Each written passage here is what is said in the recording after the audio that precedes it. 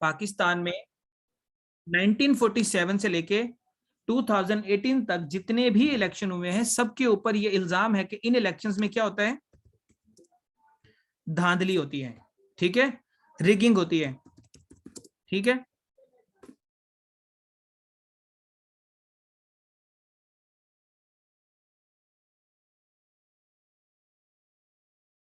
कि इलेक्शंस के अंदर रिगिंग होती है, ठीक है। और ये बच्चे करंट अफेयर्स की क्लास है। इलेक्शंस के अंदर रिगिंग की वजह से पाकिस्तान के अंदर पॉलिटिकल अनार्की आती है, बहुत सारे मार्शल लॉज इसी वजह से लगे हैं, यानी कि जो जियाउल हक ने मार्शल लॉ लगाया था जुल्फकार अली भुट्टो के खिलाफ, वो इसी वजह से लगाया था कि इलेक्शंस में धांधली हुई थी 1977 के इलेक्शन में। पॉलिटिकल पार्टीज ने जुल्फकार अली भुट्टो की हुकूमत के खिलाफ एहतजाज किया और जियाउल हक ने मार्शल लॉ लगा दिया। इसी तरह बहुत सारे मार्शल लॉ जो है वो उसका कहीं ना कहीं धांधली से ताल्लुक रहा है। और धांधली हमारे मुल्क में ये भी रवाज है कि कोई एक पार्टी जीत जाती है तो दूसरी पार्टी धांधली का इल्जाम लगाती है, और अगर वो अगले साल जीत जाती है तो जो हारने वाली पार्टी है वो धांधली का इल्जाम लगाती है। So it is a trend in our country कि हमारे पॉलिटिकल सिस्टम पे हमें जो है वो डाउट है। तो हमारा ये political system continuously under stack है, कंटिन्यूसली डाउटफुल है, क्योंकि इसमें बहुत सारी खामियां हैं। तो क्या इसमें आपने मुझे मैसेज में बताना है कि क्या ऐसे सिस्टम को चेंज होना चाहिए या चलना चाहिए?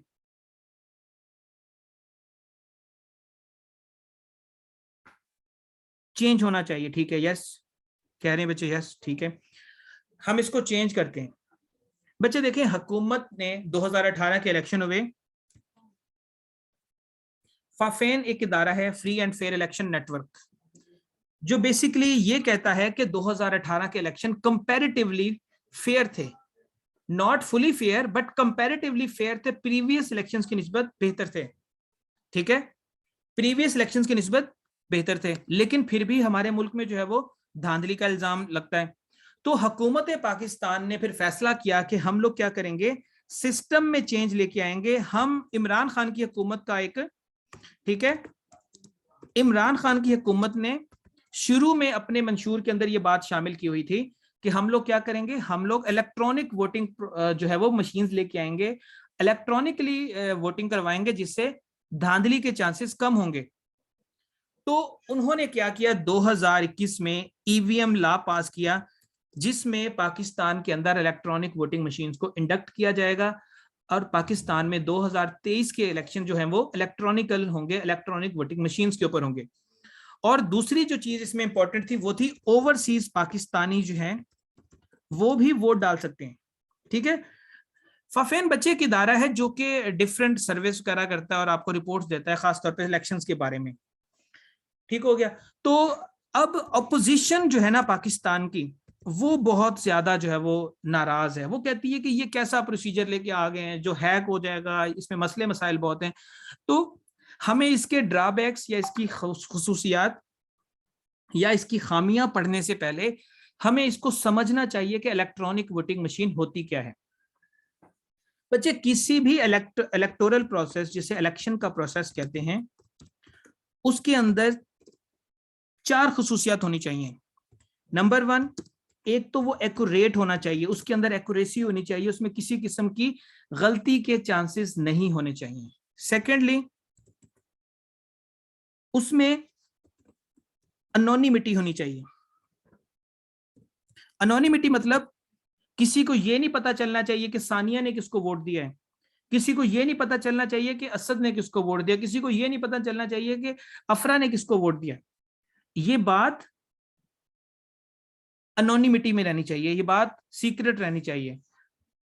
दूसरी चीज, अगली चीज, स्केलेबिलिटी। स्केलेबिलिटी का मतलब ये होता है कि आपका सिस्टम, आपका इलेक्शन का प्रोसीजर ऐसा होना चाहिए जो कि एक बहुत बड़ी तादाद को हैंडल कर सके। मिसाल के तौर पे आपके सिस्टम के पास ये कैपेसिटी होनी चाहिए कि वो एक दिन में 10 करोड़ लोगों को हैंडल कर सकता है, ये उसकी स्केलेबिलिटी होनी चाहिए।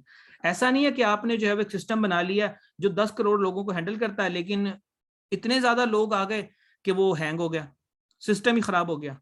वो स्केलेबल सिस्टम नहीं था। हमारी वेबसाइट्स नॉर्मली हैंग हो जाती हैं जब सीएसएस का रिजल्ट आता है, तो वेबसाइट ही ओपन नहीं हो रही होती, तो वो क्या होता है, वो स्केलेबल नहीं है, वो इस काबिल ही नहीं है कि उस वेबसाइट के ऊपर इतना बोझ डाला जाए। तो तीसरी चीज होती है स्केलेबिलिटी। एंड फोर्थ चीज इज स्पीड। इलेक्शन का प्रोसेस स्पीडी होना चाहिए ताकि लोगों को जल्दी से जल्दी अपने लीडर्स मिल जाएं। ये चार चीजें जो है वो माइंड में रख के जो है वो आपने इलेक्शन के प्रोसेस को कंडक्ट करना होता है। अब हम यहाँ पे जरा चलते हैं ईवीएम मशीन को देख लें कि ईवीएम मशीन होती क्या है।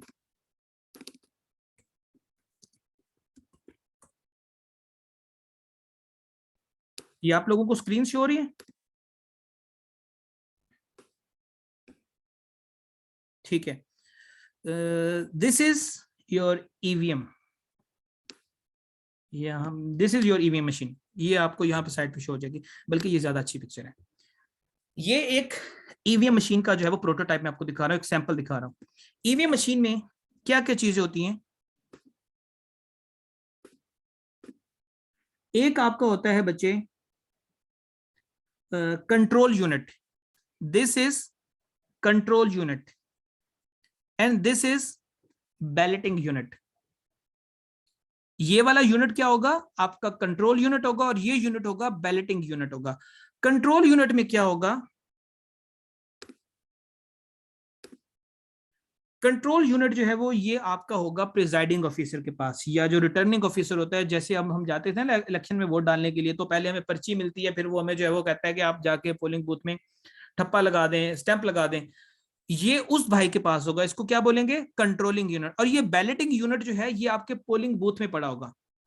अब आप पोलिंग बूथ में जाके क्या करेंगे? पोलिंग बूथ में जाकर जैसे हम बायोमेट्रिक करवाते हैं ना, वैसे जाकर, जैसे ये एक सपोज बना हुआ है, तो जिस भी पार्टी के बंदे को आप वोट डालना चाहते हैं, जिस पार्टी को वोट डालना चाहते हैं, उसके सामने जाके अपना थंब लगा देंगे, आपका वोट कास्ट हो जाएगा।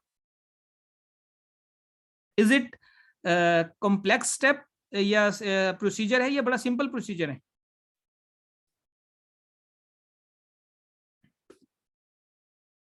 सिंपल सी बात है, आपने जाना है अपने जो कंसर्न पार्टी है उसके ऊपर अंगूठा लगा देना है, आपका वोट कास्ट हो गया। ठीक है, ये एक जो है वो आपका जो है वो प्रोसीजर होता है।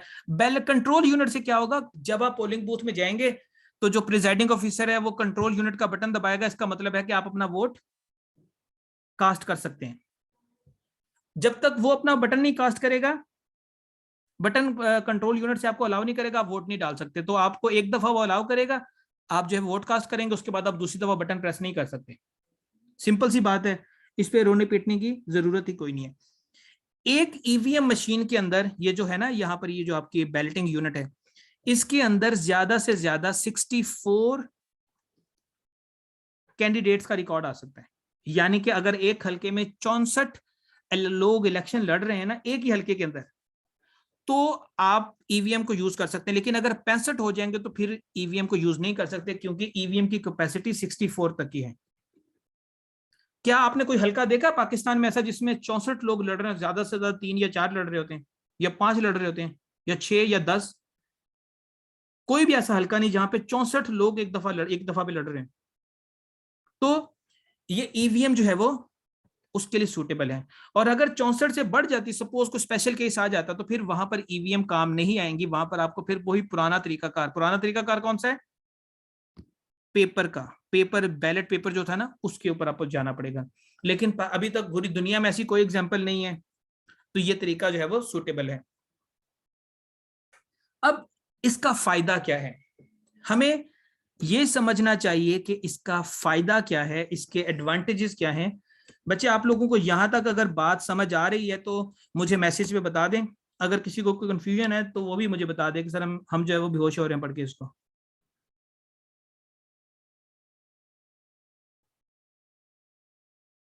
ठीक है, ओके जी, एडवांटेजेस के ऊपर हम आ जाते हैं। एडवांटेजेस में बच्चे जो पहली चीज आती है वो है आपकी कि इसमें 5 वोट्स इन 1 मिनट, ये 5 वोट 1 मिनट में काउंट करता है। 5 वोट 1 मिनट में काउंट करता है। ये एडवांटेज होगा कि डिसएडवांटेज होगा?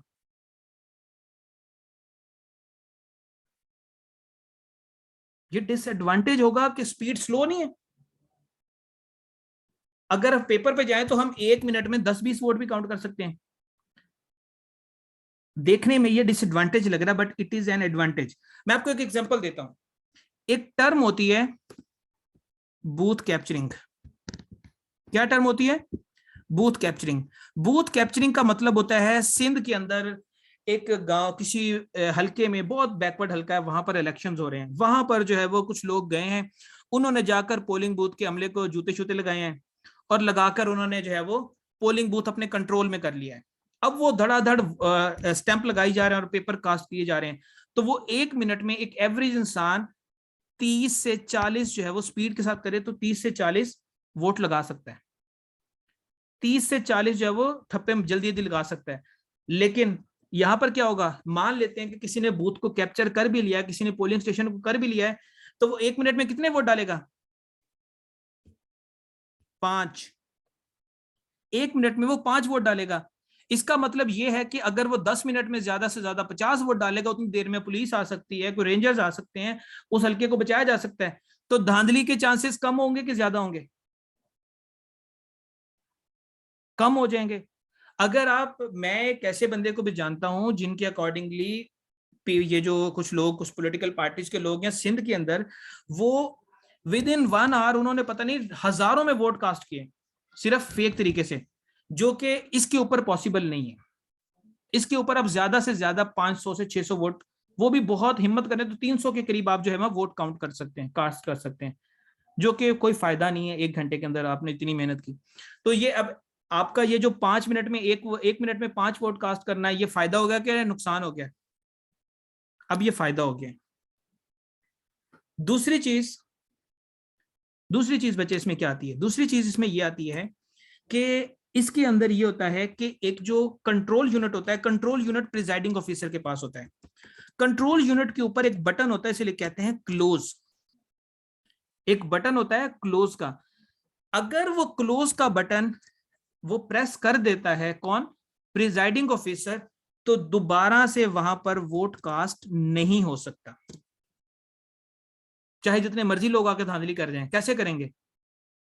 आपने मशीन को क्या कर दिया है? क्लोज कर दिया है। और मशीन को क्लोज आपने तभी करना है जब आपने शाम को, जब इलेक्शन का टाइम खत्म होगा, फिर आपने उसको क्लोज करना। अगर आपने उससे पहले क्लोज कर दिया तो फिर वहां पर मजीद वोट नहीं कास्ट होंगे। लॉक लग गया, मशीन जो है वो जितने कास्ट होने थे हो गया, फर्दर नहीं कास्ट हो सकते। ये दूसरा फायदा हो गया कि अगर धांधली करने भी लोग आते हैं, ये जबरदस्ती आकर वोट डालने की कोशिश करते हैं, तो जो प्रिजाइडिंग ऑफिसर है उसके पास ये आ जाएगा। तो मसला मशीन में नहीं है। मशीन में मसला अभी तक नजर आपको आ रहा है कि नहीं आ रहा? तीसरी चीज, तीसरी चीज बच्चे, आप पेपर वेस्टेज से बचते हैं। मान लें कि अगर हमारा पेपर वेस्टेज जो है वो नहीं होगा, बैलेट पेपर लगाएं, स्याही लेके आए, वो खर्चा आपका जो है वो एक्स्ट्रा, जो आपको चीज पड़ रही है या जो एक्स्ट्रा गंदगी पड़ रही है वो आपकी बच जाएगी। कागज पे ऊपर काम, मौजूदा दौर में लोग टेक्नोलॉजी कंप्यूटर्स के काम करते हैं, हम अभी भी पेपर के ऊपर काम कर रहे हैं, पेपर वेस्टेज बचेगा। दूसरी चीज, रिजल्ट आपका 2 to 3 आवर्स में आ जाएगा। जब आपकी काउंटिंग पूरी हो जाएगी तो उसके 2 से 3 घंटे बाद आपका रिजल्ट आ जाएगा, बिकॉज सारा इलेक्ट्रॉनिक प्रोसीजर से हो काम हो रहा है। नंबर 5, एक बात आपको बताता हूं, जब इलेक्शंस होते हैं तो वहां पर वोट कुछ रिजेक्ट भी होते हैं। रिजेक्ट इसलिए होते हैं कि लोगों को सही स्टैंप लगाने नहीं आती। मिसाल के तौर पे ये 2 कैंडिडेट्स के बीच में इलेक्शन हो रहे हैं, एक है ए और एक है बी। अब एक बच्चा गया स्टैंप लगाने, उसने क्या किया, उसने स्टैंप कुछ यूं लगाई, यहां पर सपोज ये स्टैंप लग गई है। अब ये स्टैंप क्लियर हो रही है कि ए को लगी है या बी को लगी है? क्या बता सकते हैं कि उसने ए को वोट दिया या बी को वोट दिया?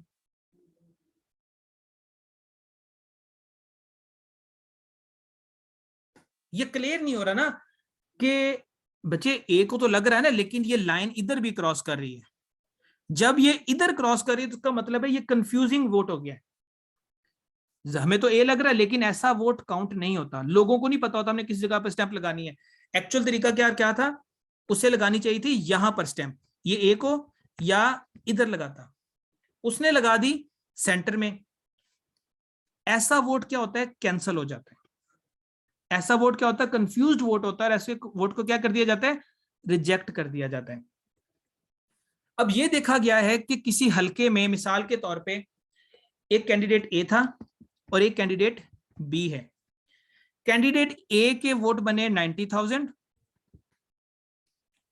कैंडिडेट बी के वोट बने 80,000। कैंडिडेट ए जो है वो कैंडिडेट बी से कितने वोट से जीत गया?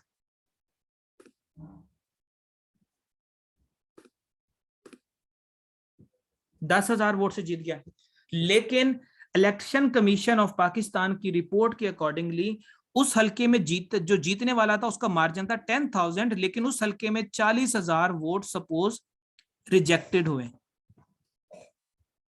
यानी कि विक्ट्री मार्जिन कम है और नंबर ऑफ रिजेक्टेड वोट ज्यादा है।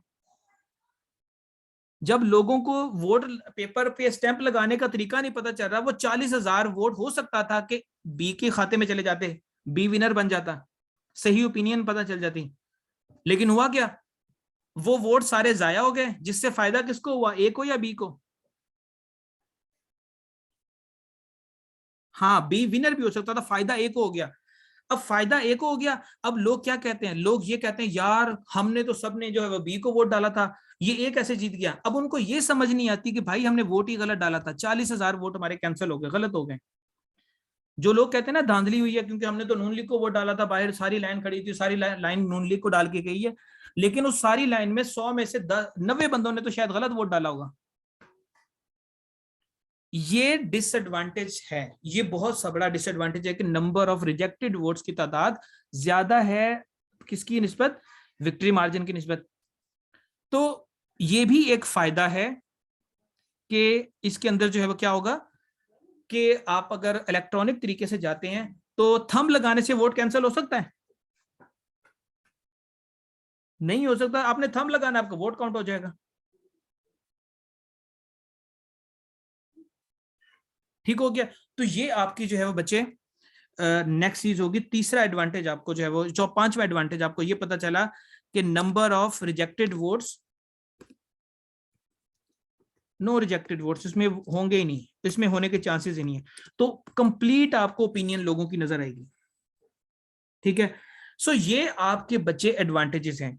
अब इसके ऊपर एतराज क्या आते हैं, क्रिटिसिज्म क्या है इसके ऊपर? कुछ कंट्रीज के बारे में भी बात की जाती है, उन कंट्रीज के बारे में मैं बाद में बात करूंगा कि उन कंट्रीज को एग्जांपल बना के जो है वो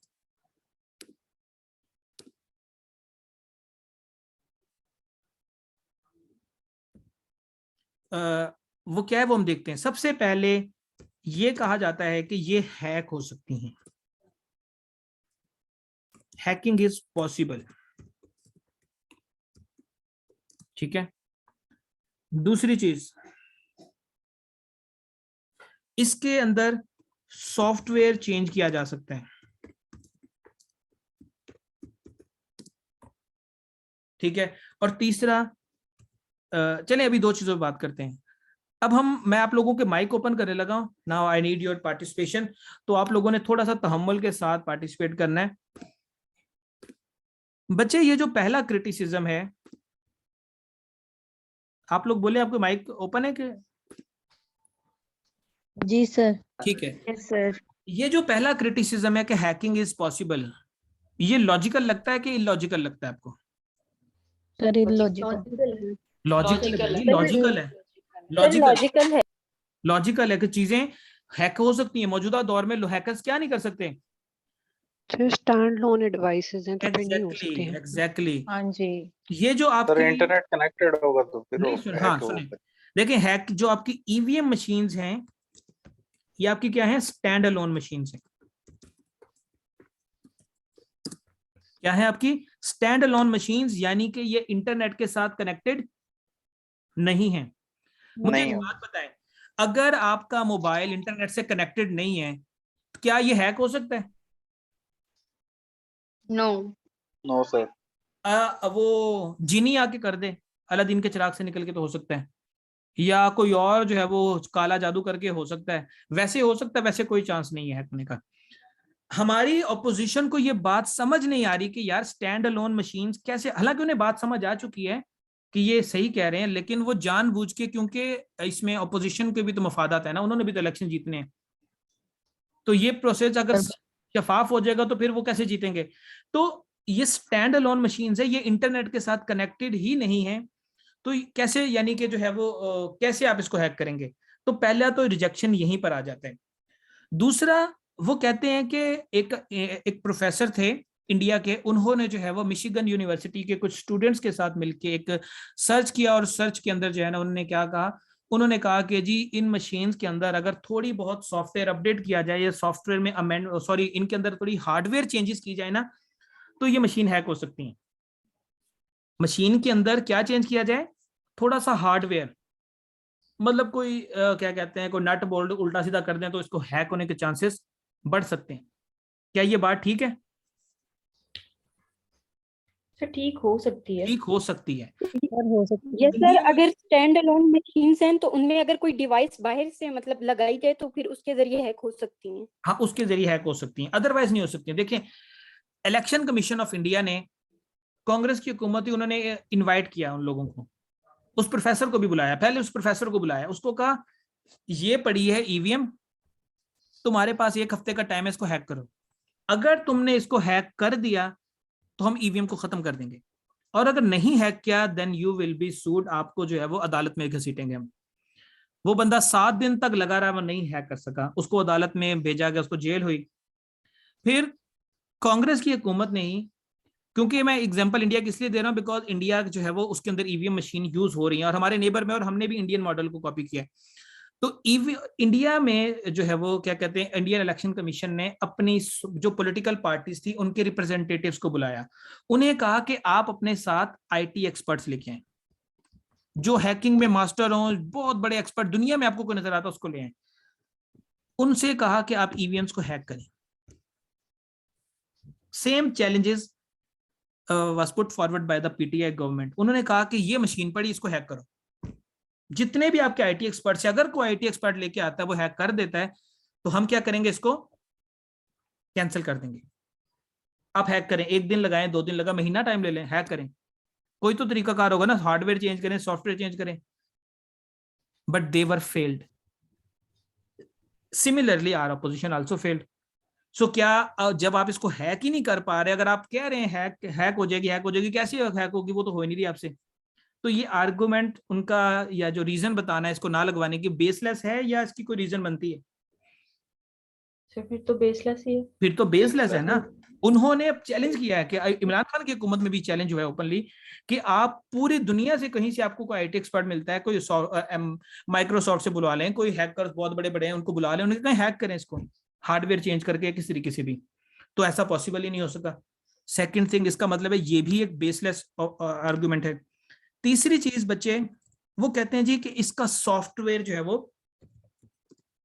चेंज हो सकता है। सॉफ्टवेयर को आप चेंज कर दें, मिसाल के तौर पे मेरे फोन में जो है वो सपोज क्या कहते हैं, जो है वो iOS का सॉफ्टवेयर है, तो किसी के पास जो है वो इसको मैं चेंज करके एंड्रॉयड में कर दूंगा। ये पॉसिबल है, सपोज कर लेते पॉसिबल हो सकता है। ये वाली बात आपको लगता है कि ठीक है, लॉजिकल है या इलॉजिकल है? सर ये तो बिल्कुल भी इलॉजिकल है, मतलब ये पॉसिबल ही नहीं हो सकता। देखिए, ये बात लॉजिकल थोड़ी सी लगती है कि आप सॉफ्टवेयर को अमेंड कर सकते हैं, लेकिन जिस कंपनी से पाकिस्तान ने बनवाई है, बल्कि कुछ और वैसे भी ये जो सॉफ्ट ईवीएम मशीन के अंदर जो चिप्स हैं वो वन टाइम प्रोग्राम्ड है। अब जो बच्चे कंप्यूटर के स्टूडेंट हैं वो इस बात को समझते होंगे कि वन टाइम प्रोग्राम का मतलब है कि उसको दोबारा उसके ऊपर प्रोग्राम लिखा जा सकता है कि नहीं लिखा जा सकता? नहीं लिखा जा सकता। नहीं लिखा जा सकता। नहीं लिखा जा सकता। ये वन टाइम प्रोग्राम्ड है। अगर आपने इसको एक प्रोग्राम इसके ऊपर लिखा है, राइट किया है, जब आप उसको इरेज करके नया प्रोग्राम लिखेंगे तो वो नहीं लिखा जा सकता। ट्राई करके देख लें, ईवीएम्स की चिप्स निकालें, इसको प्रोग्राम करने की कोशिश करें, इरेज करें डाटा को, फिर दोबारा से राइट करें, नहीं होगा। ये भी ओपन चैलेंज दिया गया उनको, नहीं कर सके। आपकी पीपल्स पीएमएलएन और पीपल्स पार्टी के कुछ लोगों ने इसको ट्राई करवाया, अमेरिका से कुछ लोग आए थे, उन्होंने आके ट्राई किया, but they were failed and they verdict के जी बिल्कुल ठीक है, इसको नहीं किया जा सकता, बिकॉज वाज़ेह तौर पे पता चल रहा है कि ये वन टाइम प्रोग्राम्ड चिप्स हैं। तो इसका मतलब ये एलिगेशंस भी बेसलेस हो गए। बच्चे सवाल एक स्टूडेंट कह रही हैं कि सर ऑपोजिशन इसकी अगेंस्ट क्यों है। बच्चे देखें, जब टेक्नोलॉजी हो जाएगी उसका मतलब है 2 और 2 कितने होते हैं, 4 होते हैं। 4 अच्छा, लेकिन जब आप मैन्युअली करेंगे तो 2 और 2 4 को आप 22 में दें। 8 भी कर सकते हैं, हाँ। आप उसे 8 भी कर सकते हैं, ये हो सकता है। आप जी उसे 1 जमा 1 2 होगा, लेकिन आप उसे और 1 और 1 11 भी कर सकते हैं। उसके बाद ये जो मैंने बताया कि 5 वोट जो है वो 1 मिनट में पड़ेंगे, तो वो ठप्पे लगाने वाला काम खत्म हो जाएगा। वो जो ठप्पे लगाने से जाली वोट कास्ट होते थे वो किधर जाएंगे। उसके बाद यहाँ पे वही बंदा वोट लगाएगा जो जिंदा होगा, जिसका थंब इंप्रेशन होगा वही आके लगाएगा। ऐसा भी पाकिस्तान में होता है कि वो लोग जो 10-10 साल पहले मर चुके हैं उनके भी वोट कास्ट होते हैं, वो वाला चक्कर बंद हो जाएगा। इन शॉर्ट, जब ट्रांसपेरेंसी आएगी तो फिर क्या होगा, जो हमेशा से बैकडोर से सर धांधली नहीं हो पाएगी। धांधली करके हुकूमत में आते हैं, जो करप्शन करके वोट खरीद के आते हैं, उनका रास्ता क्या होगा, बंद हो जाएगा, बंद हो जाएगा। जब उनका रास्ता बंद होगा तो फिर क्या होगा, फिर वो हुकूमत में नहीं आ सकेंगे। दिस इज द पॉइंट जहां पे वो लोग कहते हैं कि जी ये बात ठीक नहीं है। मैं ना वर्ल्ड टाइम्स में ना बैठा हुआ था, वहां पे ना एक बंदा है, नाम नहीं उसका लूंगा, एंड ही इज सच अ डम पर्सन। उसकी बात ये थी, वो कहता है कि जी सपोर्टर वो पीटीआई का था, बट उसकी ओपिनियन बड़ी डम थी। कहता है कि आप अवाम को कैसे सिखाएंगे कि ईवीएम कैसे यूज करनी है। मैंने उसे कहा कि यार क्या कहते हैं, अवाम आज हर बंदे के पास, चाहे वो पढ़ा लिखा हो या अनपढ़ हो, उसके पास मोबाइल फोन्स भी हैं और मोबाइल सिम्स भी हैं, ऐसा है कि नहीं है। सर बिल्कुल ऐसा ही है। हम Yes, सिम्स sir. निकलवाने जाते हैं तो उसकी बायोमेट्रिक करवाते हैं, नादरा में जाते हैं बायोमेट्रिक करवाते हैं, कोई भी काम करें बायोमेट्रिक, हर बंदे को पता चल गया कि रूटीन एक्टिविटी बन गई है। अब आप ये कहें कि लोगों को जो है वो वहां पे जाकर बायोमेट्रिक की तरह निशान लगाना नहीं आएगा, तो ये फिर आपकी अहमकाना बात है, या आपका फिर ये वो होता है ना, एक नाच ना जाने आंगन टेढ़ा, या जानबूझ के जब कोई काम आपने ना करो तो फिर बहाने निकालो, सर वो बनी इसराइल कौम की तरह कि जो है वो गाय की सर एक कुर्बानी करनी। ओपिनियन दो। हम्म। सर जो कॉम मतलब वो थंब्स इम्प्रेशन के जरिए से वो बना रही है, फेक थंब इम्प्रेशन बना रही है, वो रबट वाली सराय आम का आपने वो देखा था उसमें बिल्कुल वो देखा, मैंने देखा है, वो एक हाँ बहावल नगर तो का सर आदमी था। उनको, यस सर, जो फेक थंब इम्प्रेशन बना सकते हैं वो वोटिंग मशीन कैसे नहीं यूज वो कर वोटिंग, सकते। और मजे की बात है वो लोग पढ़े लिखे भी नहीं थे, अंडर मैट्रिक थे सारे। मैं इसकी बात, इस बात पे हैरान हूं। तो बच्चे ये चीज आपने माइंड में रखनी है कि ये चीज नहीं हो सकती, और अगर अपोजिशन इसके ऊपर कर रही है तो अपोजिशन के पास कोई भी इसको रोकने के लिए या इसको अपने जो आर्गुमेंट को सपोर्ट करने के लिए कोई पर्टिनेंट पॉइंट नहीं है, सिवाय इसके कि धांधली हो जाएगी, 18वीं तरमीम की खिलाफ वर्जी, हमारे हक पे डाका डाला जा रहा है। वो भाई कौन सा डाका और कौन सा तुम्हारा हक, इलेक्शन में सबने इक्वली। और दूसरा उन्हें मसला है ओवरसीज पाकिस्तानियों से, एंड फॉर्चुनेटली या अनफॉर्चुनेटली जो मजे कहें कि आपका जो है वो पेपर, सॉरी, आपके जो ओवरसीज पाकिस्तानी हैं वो 80% किसके सपोर्टर हैं, पीटीआई पीटीआई और वो इतनी तादाद में है PTI कि वो चाहें अगर वो वोट सारे कास्ट कर दें तो पीटीआई दोबारा हुकूमत में आ सकती है। And both the party PMLN and People's Party are aware of that fact. वो अवेयर है कि अगर पीटीआई को वोट पड़ गए ओवरसीज पाकिस्तानी के तो ये जीत जाएंगे। ठीक हो गया।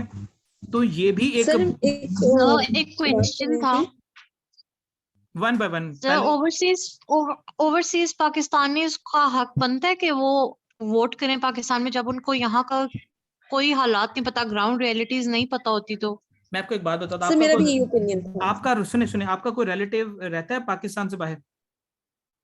जी हमारे बहुत सारे रिलेटिव्स ऐसे होंगे यस सर। जो काम करने के लिए दुबई गए होंगे, ऑस्ट्रेलिया गए होंगे, यूरोप गए होंगे, और वहां पे वो 10-10 साल से रह रहे होंगे। मैं आपकी बात करता हूँ, अगर आप चली जाती हैं, नताशा और बुशरा, आप दोनों को मैं कह रहा, आप दोनों चली जाती हैं जी, आपकी मैरिज होगी, आप ऑस्ट्रेलिया जाके रहना शुरू करती हैं। अब वहां जाकर 5 साल गुजरने के बाद, 10 साल गुजरने के बाद आप भूल जाएंगे कि पाकिस्तान के अंदर हालात कैसे हैं या पाकिस्तान के अंदर हुकूमत कैसी है। सर कम से कम मुझे ये नहीं पता होगा कि रोड पे निकल के मुझे क्या मसले होंगे और मैं जाके बात सुने सब्जी या दाल कितने की खरीदूंगी। बात सुने, पहली बात आपकी लॉजिक का आंसर देता हूं कि आपको वोट देने का हक इसलिए है क्योंकि वो लोग आपको रेमिटेंसेस में बिलियंस ऑफ डॉलर्स भेजते हैं। आपको सालाना रेमिटेंसेस में बिलियंस ऑफ रुपीस वो भेजते हैं आपको। सर लेकिन फिर भी उनकी सर या अवेयरनेस इसका का ये लेवल लॉजिक भी हो होगा। सकती है दोनों। कि जो दूर के ढोल सुहाने होते हैं तो पीटीआई ढोल अच्छे बजा सकते हैं दूर वालों के लिए, ये नहीं? बात है। देखिए देखिए बात पता है क्या, हमने एक तो बात, आपने एक पेपर के पॉइंट ऑफ व्यू से बात ये रखनी है that you have to support EVM, ठीक है, सही है। दूसरी चीज, आपकी बात बिल्कुल ठीक है, लेकिन बात बच्चे ये भी है कि हम में से बहुत सारे पाकिस्तानियों के रिश्तेदार ऐसे हैं जिनको मैं जानता हूं, हमारे रिलेटिव्स में बहुत सारे लोग ऐसे जिनकी पाकिस्तान की सियासत पे पूरी पूरी नजर है। आप में से कितनों को पता है कि पाकिस्तान के अंदर मामला तो क्या है? आप में से कोई निकल के लाहौर के रहने वाले बच्चों को नहीं पता कि लाहौर के क्या कहते हैं जी, जोर टाउन में, समनाबाद में, बाकी इलाकों में क्या मसले मसाइल है? ये बातें हमें कहाँ से पता चलती हैं? इलेक्ट्रॉनिक मीडिया के थ्रू। इलेक्ट्रॉनिक मीडिया से। Social media. तो ARY, जियो न्यूज, दुनिया न्यूज, एक्सप्रेस न्यूज, आपको नहीं लगता कि लंदन में चलते होंगे, फ्रांस में चलते होंगे, कनाडा में चलते होंगे, USA में चलते होंगे? वो चलते हैं, तो बिल्कुल चलते हैं। उनको भी उतनी ही इंफॉर्मेशन, हाँ ये हो सकता है कि उन्होंने प्रैक्टिकली ना देखा हो, लेकिन जितनी मीडिया पे हुकूमतों के ऊपर क्रिटिसिज्म होता है, बात होती है, डू यू थिंक कि उनको अवेयरनेस नहीं होगी? सर होगी उनको सर। अवेयरनेस होगी, लेकिन चीजों को फैब्रिकेट भी तो किया बेटा, जाता है ना। जैसे अभी fabric- यूक्रेन में जो स्टूडेंट्स फंसे हुए थे, हम्म, उन लोगों का इतने लोगों को मतलब इस तरह से मीडिया पे हाईलाइट नहीं होता जब तक कि उन लोगों ने सोशल मीडिया का सहारा नहीं लिया। बच्चे मैं एक बात बताता हूँ, जब आप हुकूमत के सर्कल्स में आ जाएंगी ना, जब हुकूमत के, वहां पर बहुत सारी ऐसी चीजें होती हैं, बहुत सारे ऐसे नेसेसरी इवल्स होते हैं जो आपको करने पड़ते हैं, और बाज़ औक़ात ऐसा होता है कि आपको देखते हुए भी बहुत सारी चीजों को नहीं करना होता। आप आइडियल सिचुएशन में इस वक्त बैठी हैं। जब आप हुकूमत का पार्ट बन जाएंगे, जब आप ब्यूरोक्रेसी का पार्ट बन जाएंगे, देन आपको हकीकत से और उल्टी चीजें मिलेंगी। आप चाहते हुए भी जो आपको लगता है कि ये अनएथिकल है, आपको करना पड़ेगा, ठीक है। सो जो एक सर, मेरा एक एक्चुअल point चीज, हाँ जी, सर अगर कोई बंदा बाहर गया एम्प्लॉयमेंट के लिए, तो वो मतलब वो अपनी फैमिली को सपोर्ट कर रहा है, तो वो इनडायरेक्टली इफेक्ट तो हो रहा है ना उस चीज़ से। इनडायरेक्ट क्या हो रहा है, इफेक्ट हो रहा है उससे वो। हाँ जी सर, अगर कुछ भी पाकिस्तान में हालात चेंज होते हैं तो वो उस चीज़ से इनडायरेक्टली इनडायरेक्टली इफेक्ट हो रहा है, बिल्कुल सही बात है।